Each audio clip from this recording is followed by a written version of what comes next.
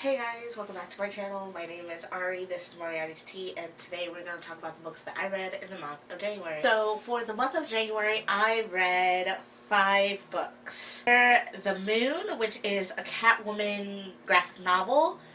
Lauren Miracle and Isaac Goodhart. I read Crime Club by Melody Campbell. They Saw Too Much by Alan Gibbons. Laura Dean Keeps Breaking Up With Me by Mariko Tamaki and Rosemary Valero. And Goldie, Vance Volume 4 by Hope Larson, L. Power, and it looks like Jackie Brown. And I'm going to tell you a little bit about them.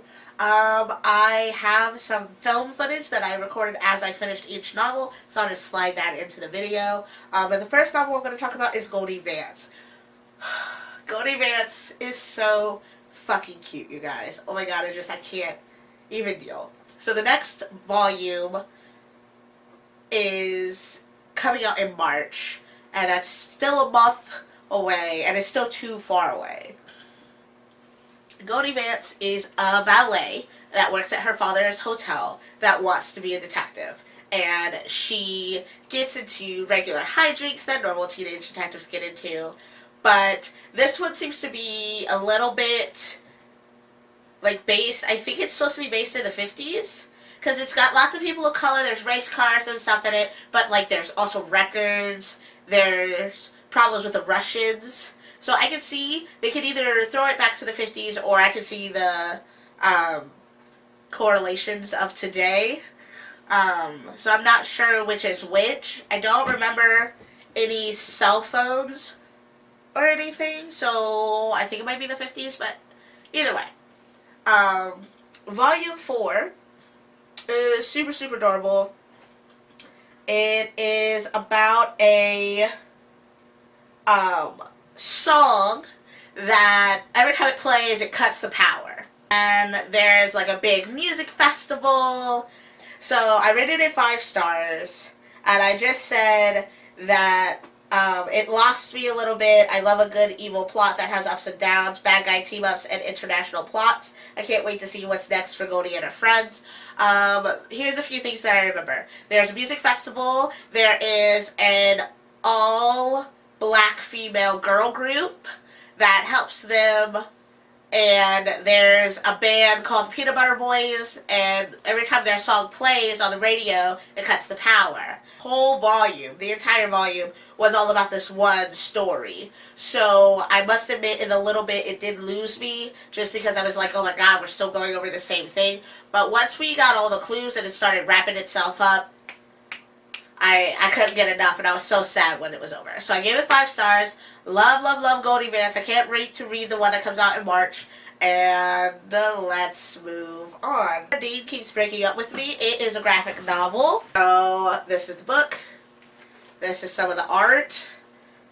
The story was subpar. It just kind of is what it is. It's about a teenage girl who is in a lesbian relationship, and she's unsure if the girl really likes her, or if she's just like keeping her around for attention because she's bored. One of those things where you have to kind of decide what's good for you in a relationship. I can tell I'm not the demographic for it. I was just kind of bored by the story. I'm sure if it was read by someone who was still in high school or still dealing with some of the things that the ladies dealt with. But I gave this 5 stars. And I actually have a in-depth review about it filmed, so I'll insert that here. The story centers around a girl named Federica and a girl named Laura Dean. There are tons of lesbian and queer relationships in this book, which are amazing. So excited about that. And it was just a super, super fun time. I liked the characters. I liked the situations that they were in. I'm giving this 5 stars.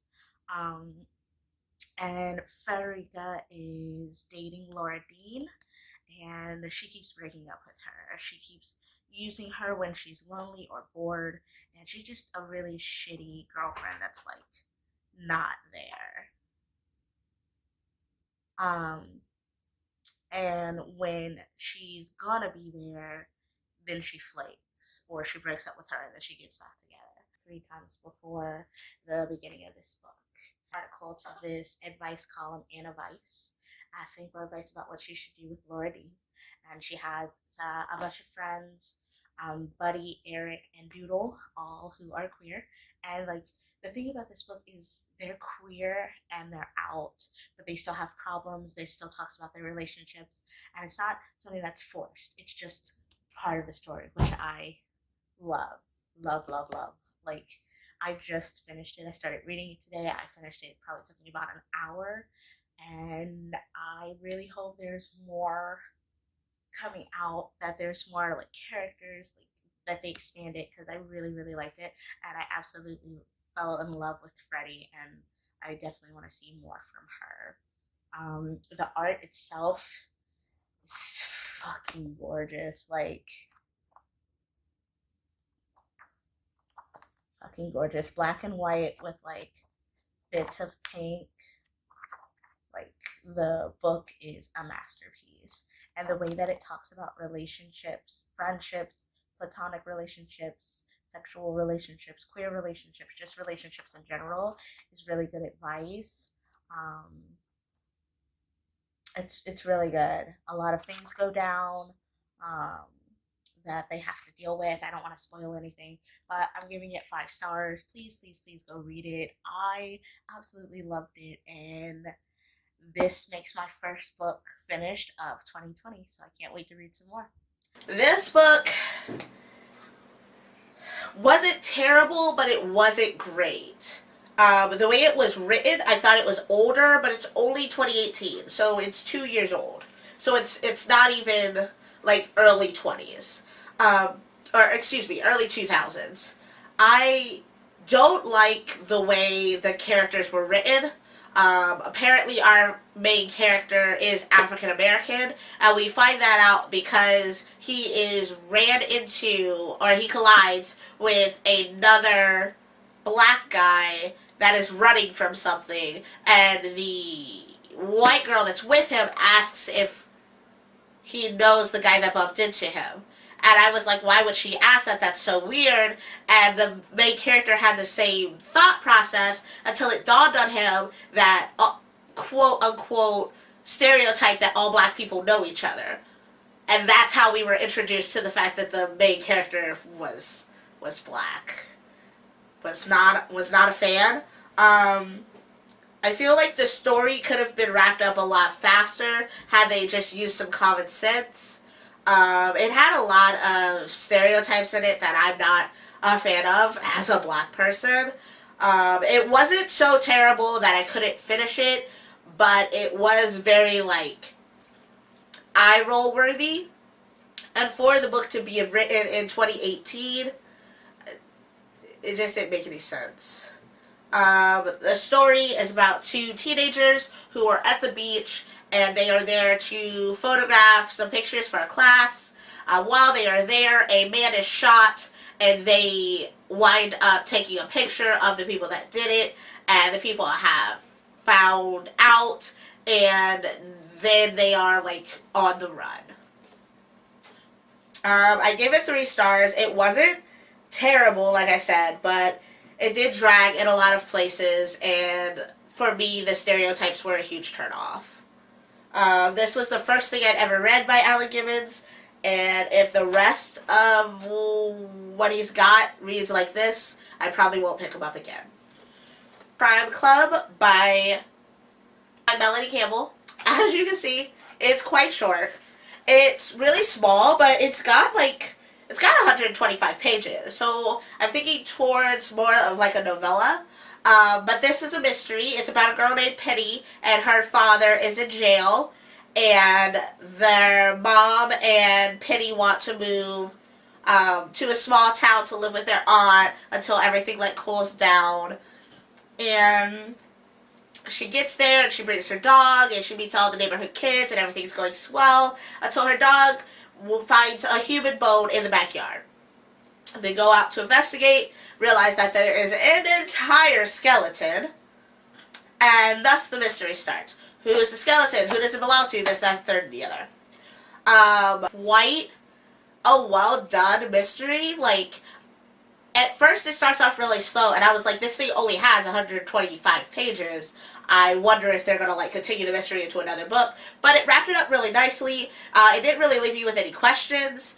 I do think that some of the thought processes the main character had before evidence was presented was a little bit far-fetched. But all in all, it wasn't terrible. I gave it 3 stars. Not bad. It's Under the Moon, which is a Catwoman tale. I gave it 4 out of 5 stars. It's a graphic novel. It's about Catwoman as like a 12-year-old, so like middle school. And like she has a very, very, very depressing and abusive home life.